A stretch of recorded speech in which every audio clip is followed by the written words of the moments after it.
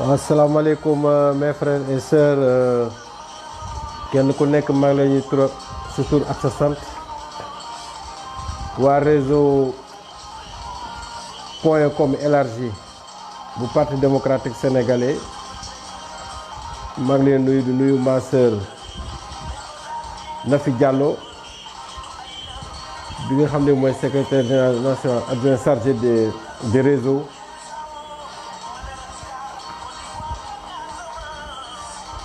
maa ngi nuyu yéen ñëpp kenn trop ak santam maa ngi jégalu nag normalement maa ngi doon démarrer à 19h mais comme dama am rendez-vous looloo tax ma ne xaaral ma préféré def ko 18h maa ngi ci jégalu bu baax a baax parce que ma soñoon lépp loo xam ne charte la lu ñu teg rek ñu ñëpp ñu wekku ci loolu parce que su fekkee ne dañu am benn réseau muy réseau bu am importance. jëm ci lu mel ni communication concernant le parti démocratique sénégalais ñu doyloo ma Nafi Diallo notre sœur dugal ma ci wax dëgg yàlla bu ñu tegee ay charte dama ko war a respecter charte yi mooy kenn ku nekk dañ la laaj ba nga joxe ne telle heure laay def sama laay kon nag su fekkee dañu programmer Baba Diaw le samedi à 19h. et là il est 18h moo commencé peut-être am na ñoo xam ne ñi duñu ko yëg parce que ñoom heure bi ñu joxe woon rek moom la ñuy jàpp kon nag loolu maa ngi ci jégalu en plus de demander est-ce que techniquement son bi mi ngi jàll ou pas comme nu mu war a jàllee loolu moom ma sañoon ma sœur Aminata Bellamy dana ma ci jox tuuti renseignement pour wax ma nekk son bi mu ngi génn wala génnul comme il faut parce que waxtaan bi ñuy waxtaan tey dafa am solo dama bëgg ñëpp dégluñu parce que tey bëgg naa ñu wax ci communiqué bi nga xam ne notre frère secrétaire général national le président Abdoulaye Wade génn na ko le 18 novembre bi concernant lu mu constaté la démission effective de notre frère Omar Sarr ak communiqué bi génnaat concernant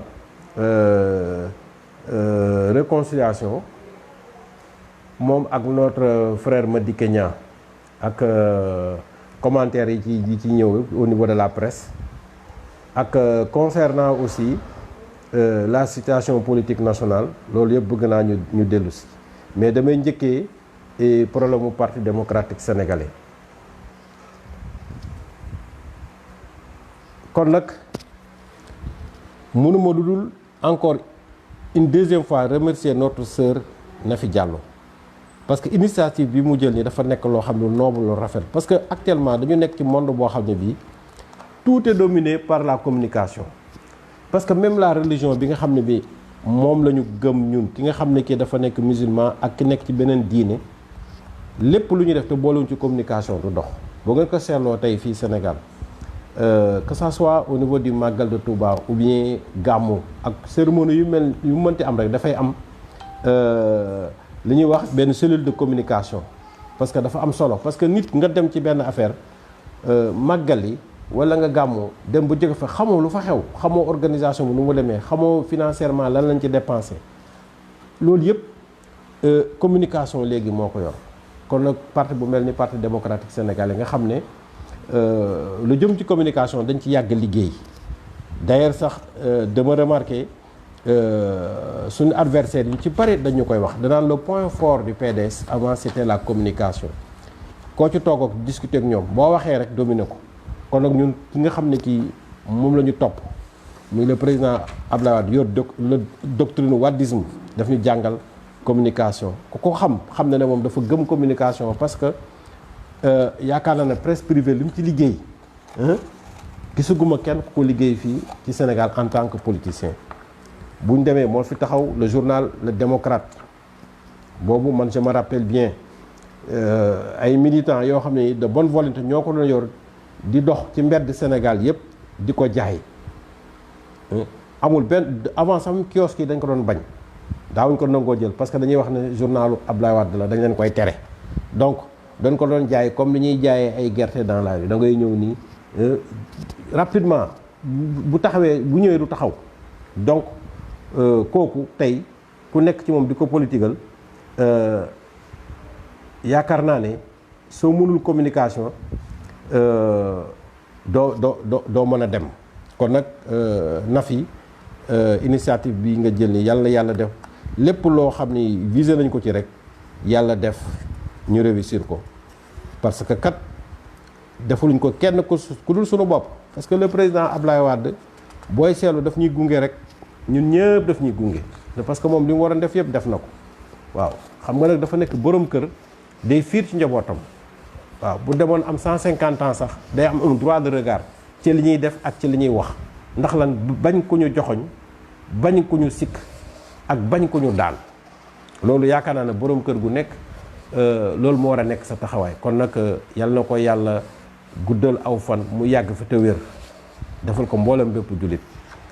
bon pour le premier point bi nga xam ne mooy concernant le communiqué qui est sorti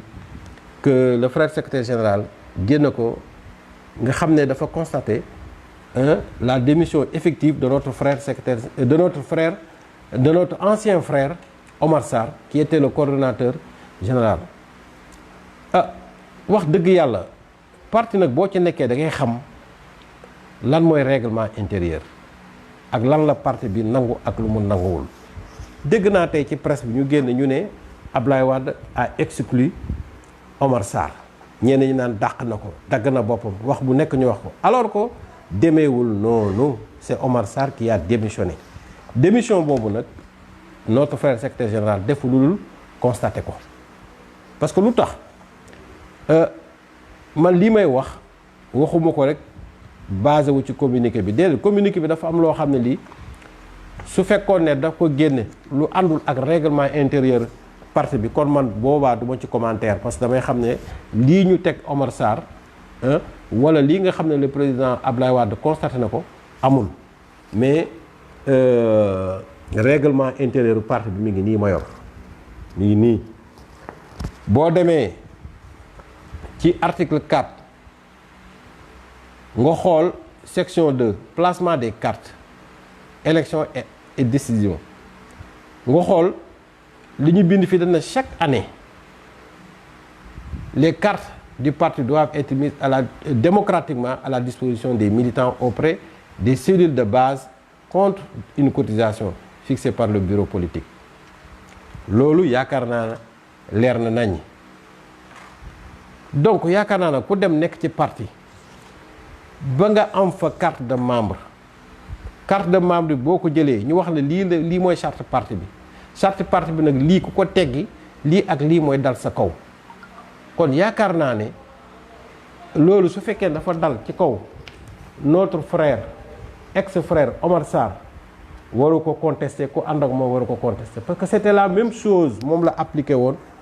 bi nga xam ne à l'absence de notre frère secrétaire général national moom la ñu dawloon teg ko ci ndoddu Modou Diagne Fada ba woo ko sax ba expliqué ko notifié ko moom la ñu tegoon ci notre frère Omar notre ex-frère Madické Niang même chose la ñu constaté woon ci notre ex-sœur de parti muy Aïda Mbodj soxla wuñ sax ñu convoqué leen pour di leen dàq parce que dañoo dàqalu seen bopp maanaam dañoo démissionné donc loolu boo ko xasee def ci parti ñu sanction ba ñëw dal sa kaw te yow yaa nekkoon koo xam ne yaa ko doon appliquer nit ñi kon yaakaar na tey boo toogee di contester loolu wala seen bay naan da ngay suba di nga woote conférence de presse yaakaar naa ne tu es de mauvaise foi wala kon tey xanaa la nga tegoon nit ñi xanaa loolu bon awul woon yoon wala dagalul parce que le président Abdoulaye Wade c'est un avocat c'est un démocrate du jékki-jékki rek di agir comme un dictateur déedéet lépp lu muy def da koy teg ci yoon mu leer naññ ku mu neex ak ku mu naqadi lépp ci yoon la koy teg donc dama yaakaar ne parti mënoo cee bokk nga demoon ba nekk le numéro 2 nekk coordonnateur général le parti ba wax charte yee nga di ko doxal contre ñi nga xam ne dañoo jéggi charte yooyu tey nag yow sa bopp nga dem yar boobu nga xam ne yow moom nga daan utiliser di ko cawee nit ñi ndax dañ doon jéggi charte parti bi yar booba nag tey ñu jël ko teg la ko nga naan loolu awul yoon xanaa kon yow booba yar ba da nga ko doon dóor ci kaw nit ñi awul yoon parce que mënuma comprendre secrétaire général national dal ne man maa la yónni woon pour nga war a dem léegi yow su fekkee ne yónni ba mu la yónni woon demoo walla lam la ko waxoon defoo ko waaye wax dëgg yàlla suñu yëkkatee ay daan teg sa kaw waroo nekk di wax. Ma sœur Nafi Diallo laaj na ma lan mooy thème bi je l'avais dit tout à l'heure mooy dañuy discuter ci affaire décision bi nga xam ne du décision sax constatation bi nga xam ne notre frère secrétaire général national génn na ko à l'encontre de notre ex-frère Omar Sarr ak communiqué bi ñu génne concernant ses relations avec Madické Niang nga ak concernant l'actualité nationale man ci thème yooyu laa bëgg ñu discuter ci parce que dafa am importance actualité nationale gis ngeen fi lu nekk li fi xew donc en tant que politicien bokk ci benn parti am nañ ci suñu kàddu tout ce qui se passe sur le plan national moo taxoon nag ma bëgg a commencer sur l'affaire concernant Omar Sarr parce que ma dellu siwaat ci parce que ma sœur Nafi moo ma laaj interprétation bi ko presse bi jox man moo ma xaw a métti parce que pour ñoom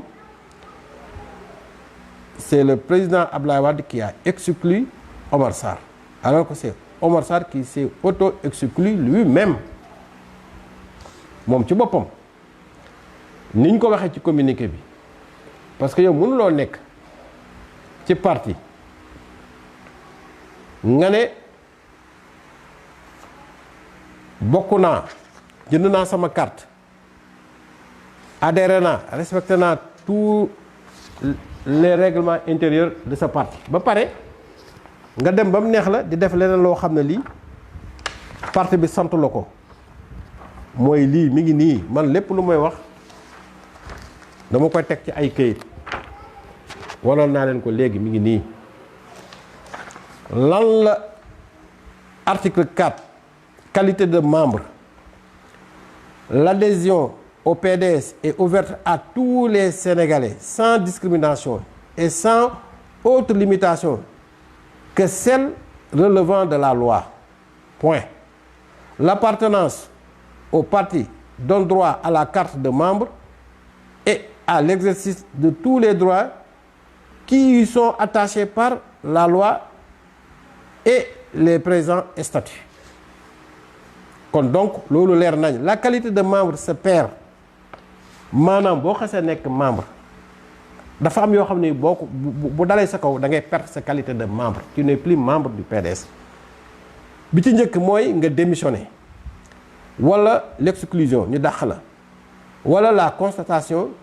de l'existence d'une incompatibilité mooy li nga xam ne lii moo concerné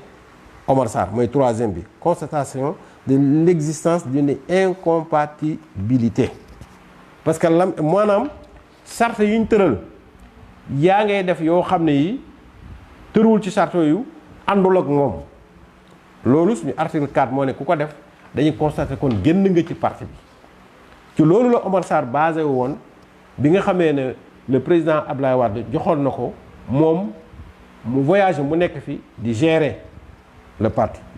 ci leen constat kenn moo mës a dégg Aïda Mbodj notre sœur mu taxaw mu ne démissionné naa du parti démocratique sénégalais kan kenn mësu koo dégg mais moom dafa dem ba nga xam ne bii def na mouvement boppam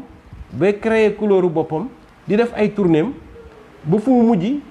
formé parti am ñu xam ne kii donc moom xam na ne donc elle s'est auto-exclue jarul sax ñuy nekk di ko woo di polémique ak moom moo demal boppam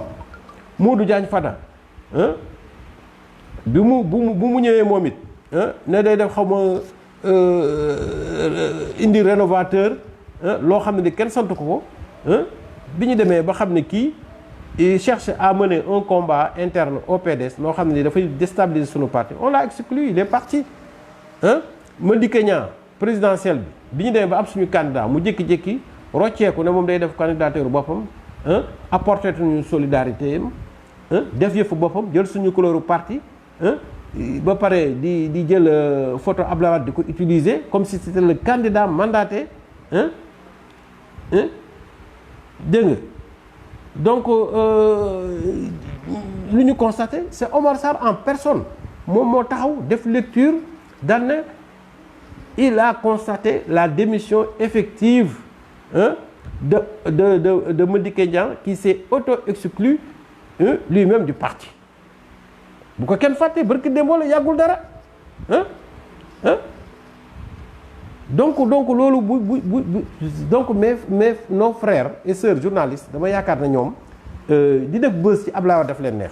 Ablaye Wade toogul couper la tête de Omar Sarr c'est Omar Sarr moo jël paaka dagg buleem ci boppam maanaam moom moo xaru waaw su ma ko mënoon wax dama naan moom ci boppam moo xaru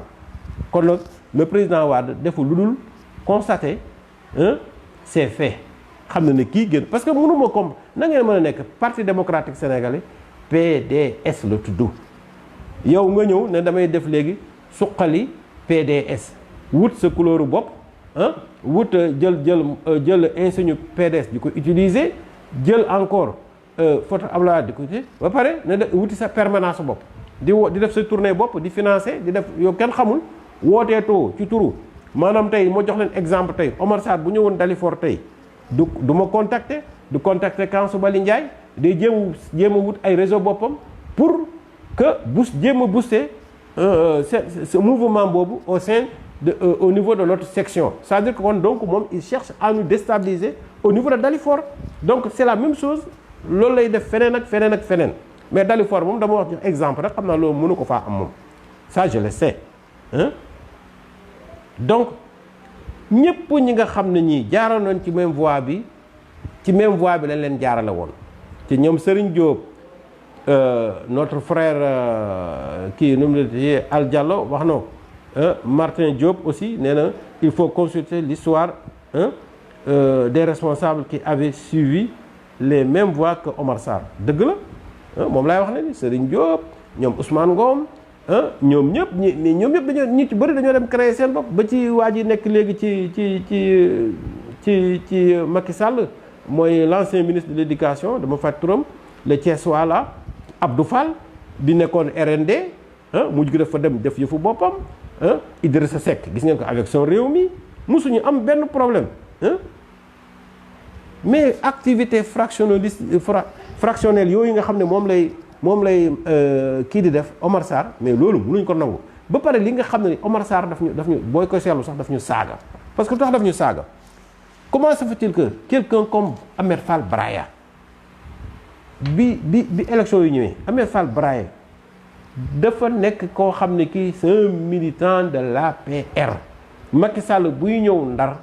moo koy balal mbedd yi mobiliser ko campagne électorale mu ñëw jàppale Macky Sall ne mooy candidat am yow nga ñëw encore koo xam ne kii cessé na toutes ses activités au sein du PDS yow nga ne yow yaay inspiré wu pour jiyee nekk le nouveau secrétaire général du PDS pare ngay dem di collaborer ak façon nit boo xam ne bii moom il a quitté les bancs du PDS ça mais loolu kenn mësu ko gis donc lii mooy wane ne kon li président Abdoulaye yàkkamtiwul dara dafay dem di la bàyyi ngay tënk ba mbëkk miir nag moo la sa waa ji kaay nag waaw lii laa doon bañal léegi nag am na Omar Sarr wax naa ko fii ci sama benn live option nekkatul nekk parti démocratique sénégalais il ne fait que du délatoire pour jéem ñu tardel pour jaxase sunu parti demul dikkul loolu mais moom ci boppam moo leen gën a xam ne c'est fini avec lui et le PDS ku ko nangu moo am ku ko nanguwul tim moo am ñun dañu am benn ligne politique bu ñu tracé mooy lan fexe defaraat sunu parti ni ñu koy defaree nag dafa am ñoo xam ne ni il faut les conjuguer au passé parce que su fekkee dañu nekk chaque fois rek bu ñu toogee média bi ñu ne waa Omar Sarr nee na mi ngi def tournée am au nom du PDS nangam mais kooku yow doo yenn militants yi nekk ci base sax du ñu xam sax fu ñuy teg seen tànk mais loolu nag le parti ne peut pas laisser prospérer ces genres de choses bu ëllëgee kenn def la même chose donc li président Wade def notre frère secrétaire général dañ ko ci féliciter ànd ci ak moom amul dara lu mu def wala lu mu gën ci communiqué boo loo xam ne lii nekkul ci statut PDS. nii article 4 qualité de membre chapitre 1 nature et domaine article 5 incompatibilité mi ngi nii donc loolu day wane ne le président Wade lépp loo xam ne lii génn na ko rek daf ko teg ci démocratie et puis boo demee sax chapitre 1 nature et domaine lan la wax l'adhésion en droit ou en fait à une formation politique nationale concurrente entraîne ipso facto la perte de la qualité de membre du PDS. mais loolu leer na nañ parce que yow mënuloo nekk militant PDS ba pare nga dem di créer waat beneen mouvement boo xam ne pour concurrencer le PDS te yow nga ne yaay numéro 1 wala yaa bëgg a nekk yaa numéro 2 yaa bëgg wala da nga bëgg a nekk numéro 1 ça veut dire kon kay yow yaa ngi liggéeyal sa bopp liggéeyaluloo parti bi. exactement en 2008 Macky Sall bi muy créé son APR la am na ñoo xam ne ñu ngi woon ci biir PDS di dem di fekkee réunion Macky Sall il avait démissionné moom du PDS dafa démissionné carrément dem di créer APR am mais am ñoo xam ne ñu ngi ci biir PDS démissionné wuñu parce que ils avaient des postes de députés tels que Moustapha Cissé Lo ak Mbaye Ndiaye mais dañu dem di fekkee ji réunion yooyu ñëwutuñu réunion PDS mais réunion mouvement wu Macky Sall ne mais aussitôt li dal tey Omar Sarr moo leen daloon ba ñu récupérer seeni poste de député dañ ko fàtte te boobu ana Omar Sarr mi ngi fi woon mais pour fàttali nit ñi rek ñu comprendre dama ne leen Mbaye Ndiaye ak Moustapha Cissé Lo ils étaient des députés mais xam nañ ne bu ñu démissionné seen poste de député bu ñu démissionné envoyé lettre de démission à notre frère secrétaire général national ne ko bokkatuñu PDS automatiquement dañuy perte seen mandat de député mais moo tax ñoom ñu doon dem di fekkeewu réunion wu APR mais xamuñu woon ne aussi ci article PDS yi am na ci chapitre boo xam ne mënu la may nga bokk ci PDS dem di bokkaat ci beneen parti loolu tax ñoom on les a considérés comme des gens yoo xam ne qui se sont auto-exclus ñu démissionné Omar Sarr était là ñi ànd ak Omar Sarr di ma déglu yëpp nañu ma wax lu tax loolu boobu ñoom revendiqué wuñ ko donc defuñu lu dul féliciter le président Abdoulaye booy seetlu sax lii sax daf ko yéex a def donc en tout cas ne moom il a le soutien total de la section PDS de Dalifort on l'avait toujours demandé que nañu jël décision contre Omar Sarr te lii moom du décision bu président Abdoulaye di jël sax dafa ko constater les faits il est parti wax naa leen ko dajale na woon na ay nitam ne leen man et le PDS c'est déjà fini li mu doon def c'est du dilatoire pour essayer ñu déstabiliser yàq suñu parti avant muy dem waaw nee nañ suba di lañ gisante mais tous lañ mënul ci ñun bon beneen bi damay ñëw ci le cas de Madické Niang ses relations avec le président Abdoulaye Wade kooku ñun suñu yoon nekku ci c'est des relations privées ça n'a rien à voir avec des relations politiques geste bu mu defoon ñëw ànd ak aider Macky Sall pour que ñu gën a mën a écarter suñu candidat kooku tooñul Abdoulaye Wade mais dafa tooñoon l'ensemble des militants et responsables du Parti démocratique sénégalais nañ waxante dëgg du Abdoulaye Wade la ko defoon mais ñun ñëpp la ko def dem na ba léegi moom ci boppam am na coalition bu mu bokk coalition boobu moom la bokk ñoom Idrissa Seck et cetera kon nag kooku ñun bu rataxalee ay relation ak le président Abdoulaye Wade loolu c'est tout à fait normal parce que amul xeex bu ñoom Mamadou Lamine Diallo xeexul Abdoulaye Wade Abdoul Mbaye le premier ministre de Macky Sall gouvernement moo doon gérer la CREI bi nga xam ne moo tëj injustement Karim Wade ak ñeneen tey te ñoo ñëpp tey ña ngay sol seen dàll di seeti Abdoulaye Wade ca këram parce que Abdoulaye Wade jéggal na leen ci côté boobu mais teewul ñu ngay gérer seeni parti président Abdoulaye Wade di gérer partem kon nag Madické Niang aussi su ko xalif bi ñaanee waxtaan ak moom pour mu rataxal seen diggante ñoom ñaar loolu bu ko président Abdoulaye Wade nangoo mu jëfe ko ñun mënuñu lu dul tàcc loolu te loolu aussi fa lañ ci yem waaw nañu bàyyi relation ñaari nit bu ñu ko defaree ñu bëgg ko indi ci dimension politique ça n'a rien à voir waaw mooy la même chose la ñu defoon même amalgame bi ab président Abdoulaye rencontré Macky Sall c'était la même chose que ànd nañu PDS ak APR benn la nangam non moom Madické Niang tey bu ko neexoon tey mun a tas naa sama parti mouvement bi ma yoon bokkutuma fenn léegi dama bëgg dem adhéré ji waat PDS boobaa am na yoon bu muy jaar du ñu tere ñun li ñuy wax rek ku ñëw fi nga ñuy fekk boo demee fi nga ñuy bàyyi boo dellusee fi nga ñuy fekk waaw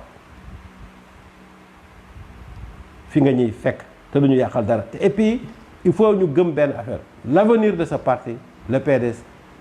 se fera avec la nouvelle génération loolu président Wade xam na ko Karim Wade xam na ko sama classe ñu bëri xam nañ ko parce que boo seetloo ñii di tourner autour du PDS yëpp ñi demoon ak ñi bëgg a dem ak ñi nga xam ne ñi dañoo bëgg a am benn vision pour dellusiwaat dama ne kenn amu ci ambition pour nekk le futur président de la République du Sénégal en 2024 du kenn du Madické Niang du Omar Sarr du keneen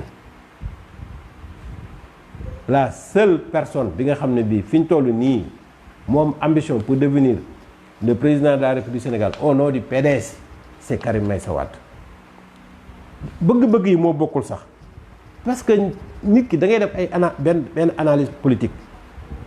ñoom seen ambition ak ambition yu Karim bokkul ñoom seen ambition mooy ambition wu dinaa bokk damaa bëgg a bokk xam nga ki bëgg a bokk ak ki nga xam ne kii damaa bëgg ñu jox ma jiite bokkuñu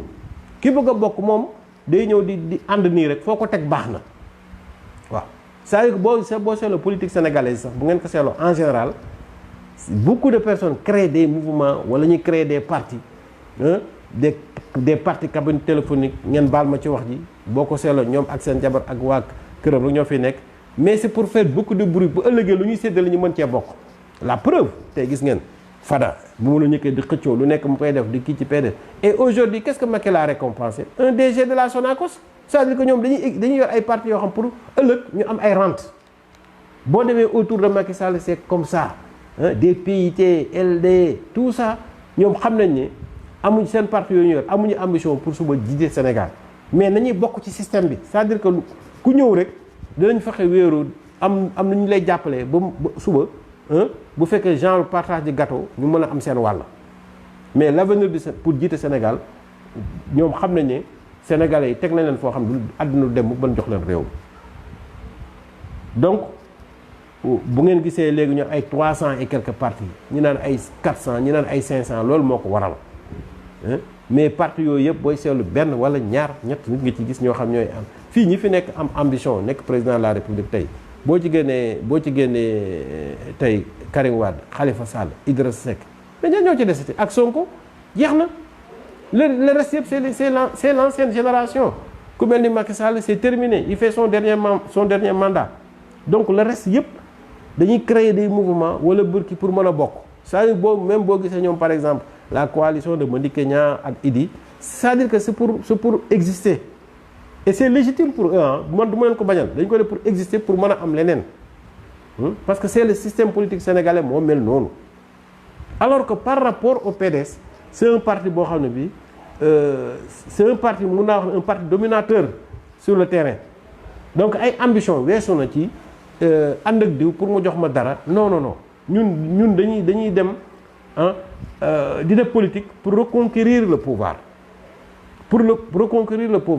quelqu'un comme man li may xeex bu dégg ba cëb c'est pour trouver une nouvelle génération xam nga man téeméeri Madické Niang wala ay Omar Sarr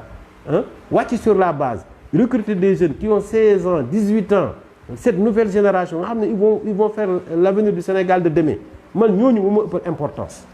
parce que ñooñu ngay jël ñooñu les nos enfants qui ont 18 ans 16 ans mais ñooñu ëllëg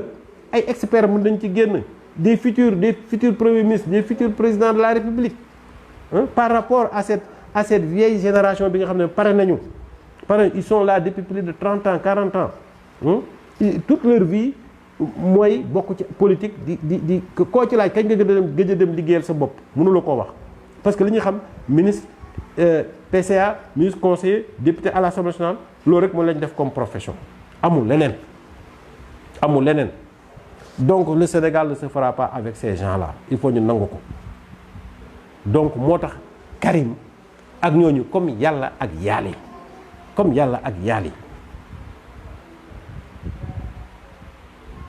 nag ñun waa PDS dama leen di ñaan fépp fu mu mënti nekk ak ku mu mënti doon communication bi nay jàll ñuy expliquer les militants au niveau de la base lépp loo xam décision boo xam ne président notre frère secrétaire général national génne na ko muy communiquer nañ ko càmbar àggale ko ci militants yi ñu xam lu ko tax ñu bañ di basé wu rek ci presse bi parce que presse bi nu leen neex la ñuy communiquer li PDS di génn bu ma gis sax ñu Ablaye Wade dàq na mais Ablaye Wade charte parti bi mayu ko muy xëy di dàq nit mayu ko am na commission de discipline bu ñu waree dàq nit ci parti bi am na fu ñuy jaar mais nag charte parti bi ak règlement intérieur bi may na ko mu constaté ne diw kat jéggi na li nga xam ne li mooy charte parti bi kon nag considéré nañ ko koo xam ne ki démissionné na dem na loolu la ko parti may loolu constat boobu la def mais dañu interpréter ñu leen neex ñun nag aussi ñi nga xam ne ñooy responsable yi suñu toogee seet dañoo war a contrecarrer certaines manipulations bi nga xam ne presse bi da koy def waaw kon nag nañu góorgóorlu au sein du PDS ñu ànd bokk ndey bokk baay surtout am esprit d'ouverture par rapport à la jeunesse bépp responsable de base foo munti nekk te amoo esprit d'ouverture par rapport à la nouvelle génération et les jeunes yàqu nga xamal ne sa base yaa ngi koy yàq doo dem parce que dafa am loo xam ne lii mag mënu ko gune ko mag gune mën naa am doole am lépp mag yor xelam aussi yooyu yëpp dafay am mais nag soo bëggee ne da ngay écarter jeunes yi parce que maa fi nekkoon nangam kenn dootul dem le parti ne survivra pas donc fi ñu toll nii mooy essayer comme li nga xam ne Karim Wade bëgg na ko mooy booster la nouvelle jeunesse ñu ñëw adhérer complètement ñoom ñëpp ñëw ci parti démocratique sénégalais nga xam ne ëllëg lu ñu songu daan ko mag ñi ñu bàyyi leen fi ñu encadrer parce que ñoom it ils ont un grand rôle à jouer nañu waxante dëgg kenn amul man d'accord ma ñu taxaw ñu naan mag ñi ne leen écarter leen defee non mag ñi dañoo am seen rôle bu ñuy jouer ci parti bi dañ leen soxla waaw jeunes yi nañu nangoo topp mag ñi di jël seeni xalaat mag ñi aussi bu ñu siis te bu ñu ragal jeunes yi dafa am loo xam ne ndaw ko man dafa am loo xam ne mag moo ko man kenn ku nekk am nga rôle booy jouer waaw joxante cër buñ ko defee rek incha allahu rabbi suñu parti dina dem ca kanam parce que le pouvoir de l'APR fi mu gën a craindre mooy le parti démocratique sénégalais foofu laay ñëw sur le plan national booy seetlu sax ak scandale yi am fi ci dëkk bi yëpp boo gisee yenn yi xaw a calme ni c'est parce que c'est le parti démocratique sénégalais moo na tekk xam nga loolu mooy xaw a nekk chance tuuti sax Macky Sall parce que xam na ne coow yi am yëpp scandale yi ak l'augmentation des prix électricité bi gis ngeen bërki démb nu mu mel mais silence rajo déggoo syndicat yi ñu wax déggoo parti d'opposition yi wax kenn waxatul ñëpp nga ne cel ca le plus grand scandale depuis que le Sénégal existe ba ñu amee indépendance ba léegi c'est la première fois dans l'histoire du Sénégal ma dégg un député bu bokk ci pouvoir proche du président de la République ñu lay topp ci ay faux billets une valeur de 32 milliards loolu de man de du ma ne mag laa trop mais loolu maa ngi koy soog a li ma fi déggoon ñu fi doon coow ci Sénégal ci jëm ci ay billets mooy ay compte K2 daanaa ko dégg compte K2 loolu fekkoon na fi coow loolu na kur mais lii moom yaakaar naa ne moo joggati coupe bi moom musul am ci Sénégal mais malheureusement déggoo kenn di ci coow affaire yaa ngi nag teg na calme mais heure bi waroon na fekk mooy débat partout foo dugg parce que c'est un scandale d'État lu tax mu tuddee ko scandale d'État parce que dañoo nekk ci base yi gis la fi xew xam nga lii mooy c'est li ñu tubaab di wax c'est l'arbre qui casse la forêt fu ngeen mënti dugg commune bu ngeen munti dem fédération bu ngeen munti dem département bu ngeen munti dem l'habitude qu'on a ce qu'on a l'habitude de voir c'est des responsables de l'APR di joxe wër benn commune lu met ay 10 GIE femmes ngay joxe fii 5 millions fii 10 millions fii 3 millions jàkka yi 3 millions jàkka yi 4 millions dem ngeen Dalifort sax dégg ngeen fa benn imam bu doon wax soosaat ndax lan parce que benn responsable APR moo fa nekk jàkk yëpp di distribuer xaalis mais xaalis boobu fan la jógee les Sénégalais ne se posent pas la question un député boo xam ne bi yow maximum ton salaire ne dépense pas 3 millions par rapport li ngay jiite assemblée soit tu es vice-président wala tu es membre de bureau ou bien yaa ngi jiite benn commission wala questeur nga mais nga xëy di joxe benn journée rek mën cee joxe distribuer 10 millions de francs CFA et les Sénégalais ne se posent pas la question xaalis boobu fan lay jógee ak xaalisu lan la lu mel nii tey ci kaw le député l'APR ba damay bañ a tudd turam yéen ñëpp xam ngeen turam mais tey lii mooy wax ne c'est un scandale d'État dëgg la mon parti prononcé go ci mais xam naa parti bi dana ci procès parce que 32 milliards c'est pas rigolo imaginez leen tey bu fekkoon ne président Abdoulaye Wade moo nekk au pouvoir tey mu am rek waxuma sax un député du PDS mais benn surga bu xaw a jege tuuti rek PDS rek benn militant simple rek ñu fekk ci moom faux billet valeur u 32 milliards nga dégg ñu ne maintenant les libéraux blancheurs d'argent trafiquants de faux billets patati patata lu nekk danañ ñu ko waxal mais fi mu ne profil baa la ñu am la presse kenn ñëmu la wax imagine leen ñoom Alassane Samba Diop Mamoudou Ibra Kane Alioune Ndiaye temps bi ñu nekkee RFM nga gis ñu xëy na Karim Wade on l'a arrêté à Roissy avec une valise remplie de 50 milliards de francs CFA yéen a ngi koy fàttaliku affaire boobu coolu na kur ci dëkk bi Karim Wade c'est un voleur Karim Wade ceci cela mais tey gis nga personne ne parle pas mu mel ni Sénégal léegi lépp lu xaraamoon ci jamonoy président Abdoulaye dafa dagan léegi ci réew mi lii tey waroon na tax affaire bi am ni bu doon dans les plus grandes démocraties européennes ou bien aux États-Unis dina dem ba toucher ni même le président Assemblée nationale sax mën na démissionner wala le ministre des finances parce que dafa nekk affaire yoo xam ne tey bu ñu ko enquête woon normal mën nañoo dem ba trouver ci leneen loo xam ne lii sax yaakaaru wuñ ne mi ngi ci biir kon nag du mbiri caaxaan lii xew na di caaxaan nañu taxawaat xoolaat suñu réew xaalis bi ñuy distribuer dans la rue dafa bari gis nañu fi sax benn responsable mouvance présidentielle bu doon jiite benn institution fii à Diourbel taxaw na yor ay liasses yu billet ay 5000 gis ngeen ko fii ñëpp di ko wane notre sœur Aminata Tall ñëpp gis ngeen ko fii te boobaa te kenn waxul di jënd en public des voix taxaw ni distribuer ay xaalis à Dalifort ça passe tout le temps dugg ci jàkka yi joxe ay 4 millions dans ay billets Makka nga taxaw di joxe ay 3 millions fii à gauche à droite partout moo am fépp ci Sénégal mais d'où sort cet argent là fan la xaalis boobu jóge mais kenn du ko wax malheureusement dafa mel ni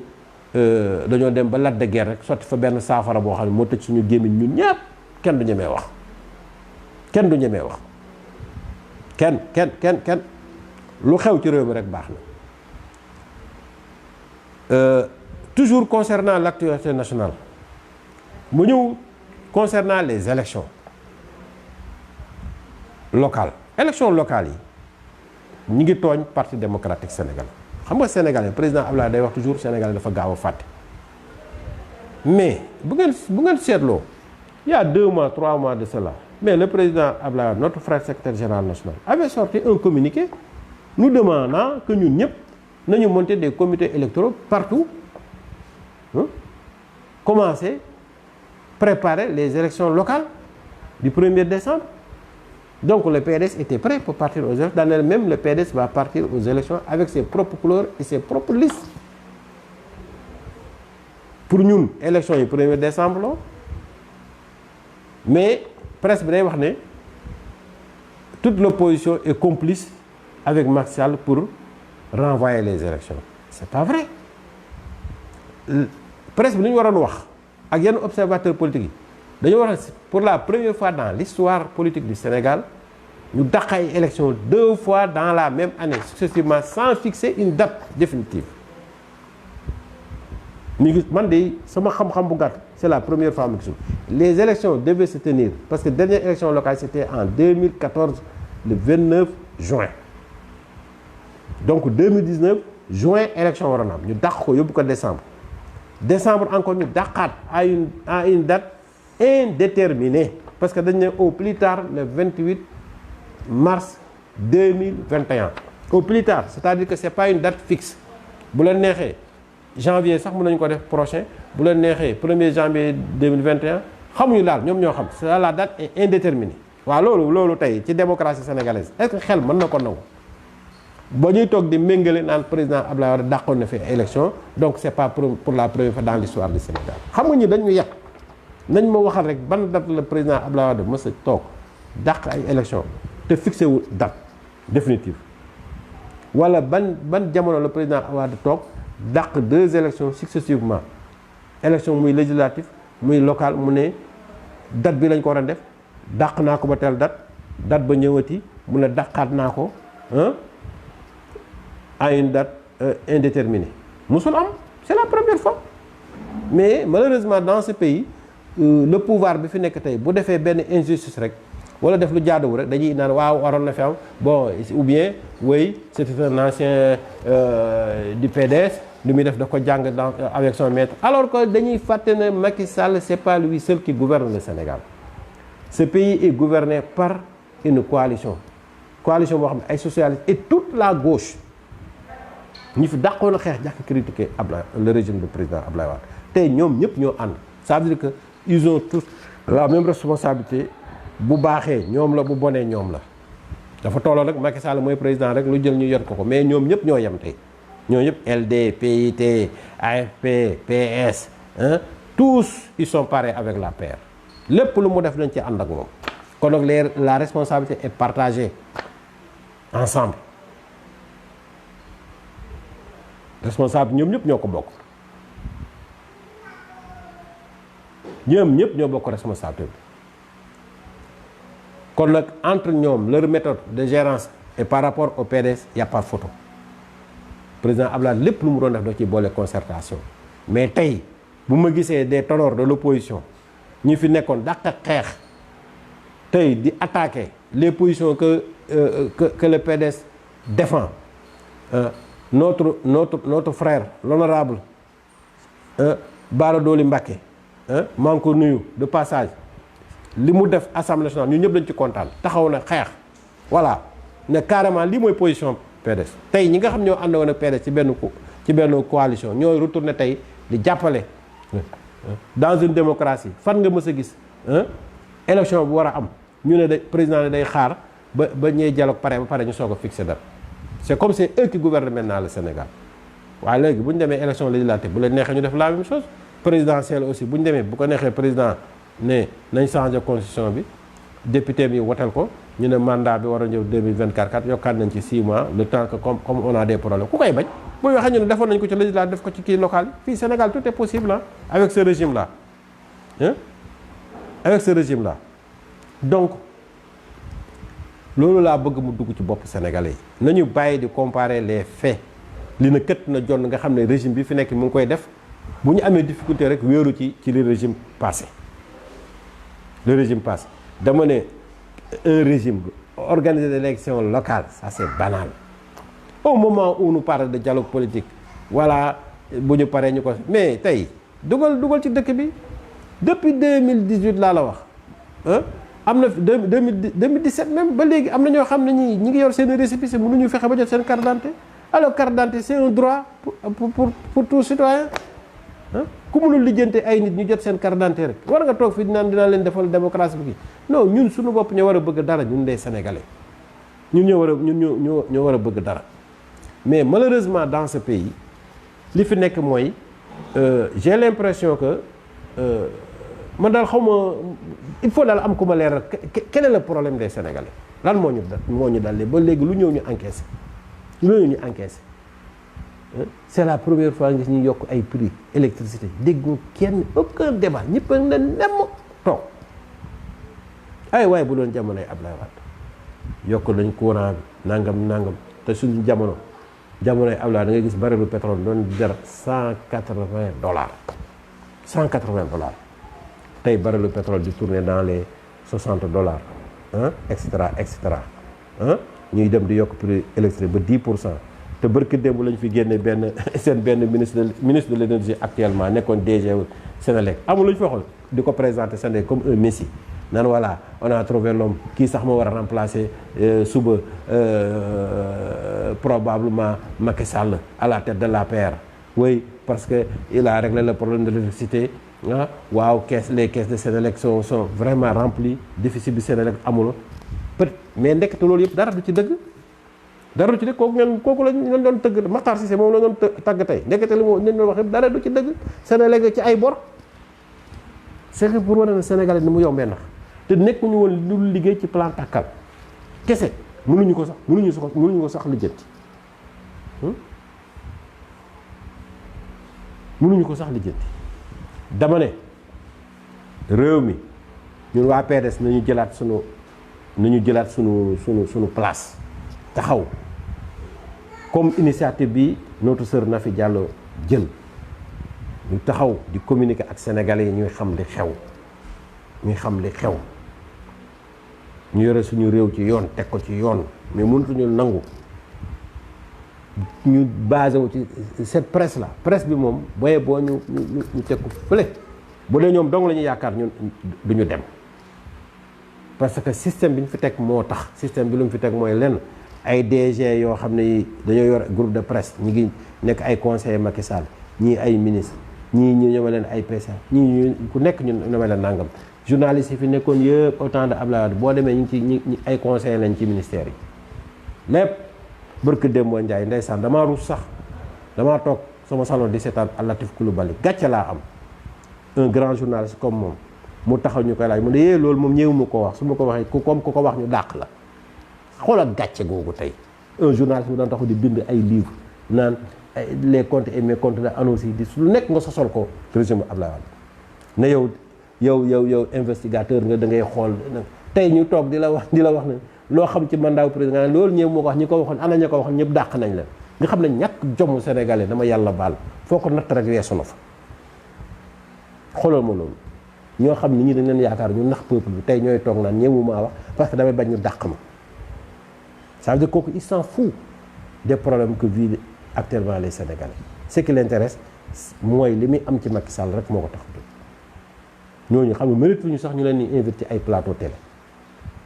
gis ngeen fi borom soppikatu kii borom phobie yi nuñ ko def di ko teg ci plateau télé yi di ko defal interview muy wax bay jooy mais Khalifa Sall Karim Wade ils n'avaient pas cette chance je me rappelle bien benn jour CREI ñëw nañ Karim Wade bi muy déposer ses conclusions avec ses avocats ba mu génnee dañoo taxaw ne ko doo fi wax police wóor koo dàq nit ñi dóori grenade na du wax ak presse bi wallahi al azim du ma ko fàtte mukk maa ngi taxaw fii CREI yi nekk ci localu CREI yi ba mu génne ñu ne ko doo wax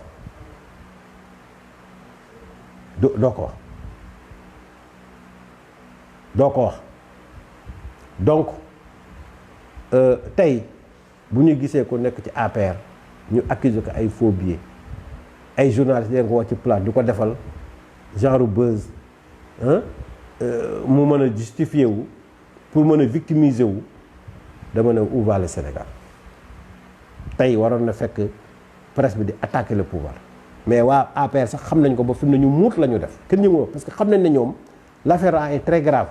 au sein de l'APR ça peut même déstabiliser le régime mais malheureusement Sénégal mooy loolu daal mi ngi nii moo tax nag loolu moo tax tey ma gën a gëm sama parti man xam na le PDS c'est le parti de l'avenir c'est le parti de l'avenir nañu former les jeunes wàccaat ci base bi liggéey président Abdoulaye Wade nag képp ku ko neen mën nga koo déstabiliser du wax amul lu muy wax amul lu muy jëf ñun ñi ngay jàkkaarloo duñ ko may sax moom mu tax wax ak kenn ku jóg tu nous trouveras sur ton chemin nous de toute façon on est prêt pour le combat te lii li ñu leen wan nii lii du dara gis nga live bi ma def nii dama toog rek démb rek ma xalaat ko kii mais coordonné wu ma ci sax ak Nafi ak ñi nga xam ne ñoo sekk cellule bi loolu aussi maa ngi ci jéggalu mais situation yi ma fekk rek moo tax mais des fois damay toll foo xam ne sama xol dana tàng am na yoo xam ne dama ko mën a muñ je suis obligé ma génn def sama communication pour tontu yenn manipulation yi ñu bëgg a def encore une fois le président Abdoulaye Wade c'est un démocrate toujours ma wax ko fii les jeunes man dama fekkewaat wallahi al azim toog naa meeting président Abdoulaye Wade meeting bi fees tel c'était à Guinaw Rail au temps où il y avait la chanteuse Made Thiam meeting bi neex ba Jean-Paul Dias jëlee daf ne suba waa PS bu ñu fi ñëwee ne dañuy meeting fii ne leen sànni xeet dàq leen ñu daw parce que dañu bëgg a topp fu ñu meeting rek ñëw président Wade jël par ko Jean-Paul Dias bu ne ko loolu d'accorduma nous sommes des démocrates suñ defee fi tey meeting fii bàyyil waa PS ñëw ñoom def ñu bu leen kenn sànni xeer bu leen kenn dara suñ ñëwee ils n'auront pas le même nombre qu'on a eu aujourd'hui bu ko defee ñoom ñu xam ne kon nit ñi bàyyi nañ leen voilà comment ça marche une démocratie pour wane le président Abdoulaye Wade ba muy prôné démocratie ñi ci bëri fii tey di rëy lamiñ di lali boobu ñoom kenn xamuñu sax seeni waajur sax xamuñu te nag wax dëgg yàlla nag am na loo xam ne wax naa ko waxaat waaw dama ne président Abdoulaye Wade ba muy sacrifié wu en 1974 di créer parti 70 mu dem ak Senghor élection muy man muy ñii yi wax ñëpp booba suñuy papa ak suñuy yaay yëpp ñi ngi taxaw fii ñoom di tàcc wiw Senghor ba mu ci jógee ñu tàcc continuer tàcc wiw Abdou Diouf moom mu ñuy xeexal ñun la jeunesse di xeexal suñuy waajur waaw kooku tey boo toogee naan voilà man dugg naa kaso ak président Abdoulaye Wade ba muy dugg kaso moom dafa duggal kaso suñuy papa dugal ko suñuy yaay dugal ñu ko ñun kon kooku dugg naa kaso ndax Abdoulaye Wade kooku loolu wax ju yàqu la ki nga naan dugal naa kaso pour moom fekk dugg na kaso pour sa waajur yow pour sa waajur dama ne bi muy taxaw fii di xeex ak Senghor mag ñëpp laa la wax 99% koo ci laaj ma ne la Abdoulaye Wade amul kilifa amul sëriñ nangam wax ju ñaaw yu nekk ñu wax ko dafa bëgg a taal Sénégal dafa bëgg a yàq Sénégal di yuuxu ñëw wiw Senghor ku ci dem bureau de vote ñoo la góor gi photo Abdou Diouf a ngi nii jëlal dugal nga jël dugal bulletin Abdou Diouf nga jël dugal doo ci teg sax lamiñ amul sax lay tontu parce que ba dañuy teg chef de quartier bi nekk sa koñ moom la ñuy yëkkati teg ko foofu mu nekk président bureau ak ñi nga xam ne ñi les membres du conseil municipal ñoo doon nekk président yeeg lépp ñoo ko doon nekk léegi la ñuy gis ay enseignants ki ay directeur d'école ñëw di nekk ay président bureau de vote mais avant c'était les responsables du PS ñoo doon UPS ñoo doon gérer les bureaux de vote soo ñëwee fekk la dafa doo ñemee ŋàng président Wade moo fi ñëw indi fii isoloir exiger fi vote avec carte d'identité waaye kooku xam nga ne kon bu toogee tey ba en 2019 ay xale yu ndaw ñëw di naan c'est pas un démocrate loolu ñàkk jom dëgg weesuwul loolu ñàkk jom mais nag du leen ko may ku ci jàkkaarloog président Abdoulaye Wade du wax du sëqat ñun ñooy wax ak moom képp koo xam ne nekk na nga parti démocratique sénégalais am ay charte yu ñu fa teg charte yooyu ñu ko doon appliquer ay nit ngay tàccu tey nga toog charte yooyu yow nga ne bëggatoo ko def lu la neex ñu retourné waat teg ko sa kaw nga naan c'est de la dictature rek nag on va riposter vous allez riposter où fan parti du affaire waalo wala jolof wala bawol non c'est le Sénégal ñun ñëpp ñoo bokk ndey bokk baay nous sommes un ensemble un pays uni ñun ñëpp ay mbokk lañu ku bëgg a gérer perte bi bu ko gérer ci affaire waaso ak xeet doo dem fenn tu seras vomi par les Sénégalais waaw tu seras vomi par les Sénégalais maa ngi jégalu nag beneen yoon dinaa gën a waxtaan ak ma sœur Nafi ak ñi nekk cellule de com bi yëpp ñu xool thème bu ñëwee nu ñuy def ba invité nit ñu gën ci mën a waxtaan parce que Olof Ndiaye na def na lu kenn man fu ko dàq ma jël idée ñëpp avant may démarrer une émission wala avant may démarrer sama live mais comme bii précipitamment laa ko xalaat ne dama koy def loolu rek la mais du question dama xeeb kenn ñi ma seq ak cellule bi non man maa jékki-jékki rek ne xaaral ma def benn live parce que ñu bëri ñu ngi ma ko doon réclamer même sama page Facebook sax laa waxoon dama koy kii fa laa koy def parce que xam naa ne ñu bëri aussi dinañ ma mere parce que dinañ ma sa live bi gisuñu mu génn parce que boo ci savais pas que day jàll ci cellule ci réseau bi mais nag ku ko mën a partager ko ñëpp sama ami yëpp gis am ko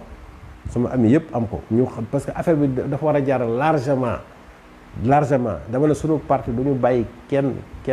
di ko déstabiliser président Ablaye Wade boo tëddee na nga nelaw Karim Wade boo tëddee na nga nelaw am nga ay combattant bu dee wax rek la macha allah dàqul ñu wax dàqul ñu jëf dàqul ñu xeex waaw te nit ñi yow dong la ñuy xaar te bés bu duggee ci dëkk bi mais mënuma nangu sax ngay ñëw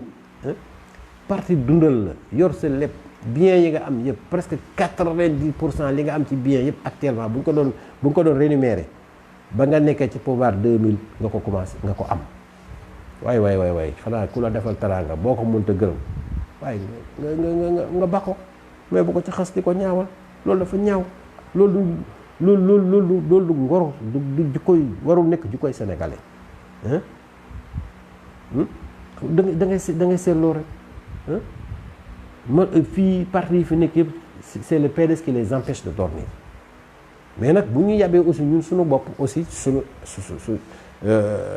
suñu responsabilité la parce que dañoo bàyyi suñu manin parce que nu ñu bàyyi suñu manin mooy j'aime bien ce que ma sœur Nafi Diallo fait nit ki bu la joxañee da nga koy duut ba mu saf sàpp boo lëggee dootu ko dolli ñun PDS noonu lañ doxale ku ñu joxoñ rek ñu duut la ko ba mu saf sàpp boo lëggee doo dellu si mais nag maintenant on laisse les gens nous attaquer ñu ne bon jaruñu tontu bon ces gens là bu ñu perdre temps si non loolu boo ko waxee rek yaa ngi yàq sénégalais xamul loolu bu la mbéjee dóor ko kurpeñ mu daanu bu ëllëgee bu ne kii dof la may la jàmm surtout sur le côté politique yaakaar nañ ne que ça soit dans l'opposition ak au sein du PDS ñi nga xam ne ñoo bëgg génn yëpp loolu la c'est-à-dire que pour se faire un nom il faut toujours attaquer le président Abdoulaye Wade ou son fils ou le PDS loolu duñ ko mayete kenn léegi kenn lañ ko dul may ku attaqué dañ la contre attaqué te ku ñu war a attaqué sax duñ la xaar ba nga ñuy attaqué dañ lay attaqué waaw ku bëgg jàmm nag ñu may la jàmm ku ñu mayal jàmm nag duñ la may jàmm il faut que ça soit clair et net nañu taxaw aussi dénoncer tous les actes antidémocratiques que le régime est en train de commettre waaw ñu toog exiger aussi que tous les Sénégalais yi nga xam ne dañoo déposé woon légalement pour ñu am une pièce d'identité qu'on leur redonne leur pièce d'identité loolu mooy yoon xale yi dañ fi nekk di war a def ay examen war a def ay concours déposer seeni carte d'identité depuis plus de 3 ans mënuñ ko fexe ba jot ko dans un pays normal c'est illégal te loolu doo ko dégg mukk dialogue yi di ko tudd waaw li ma ci métti nag genn wàll gi yëpp war nañ PDS ñi fi nekk ñëpp di coow yëpp assemblée nationale ku ci nekk député tey yàlla ak Ablaye Wade tax moo sacrifié ay doomam jël ay leaders yoo xam ne yi élection sax bu ñu fa demoon 0,099% sax duñ ko am mais ci générosité mu jël leen def leen sacrifier ay nitam def leen parmi les 10 premiers sur une liste nationale tey ña nga ne nekk député war nañ ñu faaleetuñ ñu dem di créer seen yeneen coalition ndax lan jox leen ay poste ñu nekk ay vice président groupe yi kenn xamul di récupérer seen millions te tey bu opposition bi woote seen ñaar dërëm du ci dem waaw mais nag loolu mooy c'est le point fort de Ablaye Wade waaw nañ koy wor rek mais moom du wor yàlla di ko dimbale toujours gis nga àddina bu nañ lay wor rek dimbalaate su day dimbalaate rek yàlla di la gën di jox rek waaw di leen sant di leen gërëm yéen ñëpp wax dëgg yàlla kontaan naa trop wax ji aussi bu ñagasee wala am loo xam juum naa ci maa ngi jégalu bu ëllëgee dootuma dalati di leen sant di leen gërëm yéen ñëpp waaye dafa xaw a guddi rek te xam nga timis ji passé na boobu ba léegi maa wax julliwu ma te maa ngi jégalu sama borom aussi yéen ñi aussi war ngeen a dem julli ji yéen loolu yëpp mi ngi ci donc maa ngi leen sant di leen gërëm jërëjëf kenn ko nekk turam ak santam merci beaucoup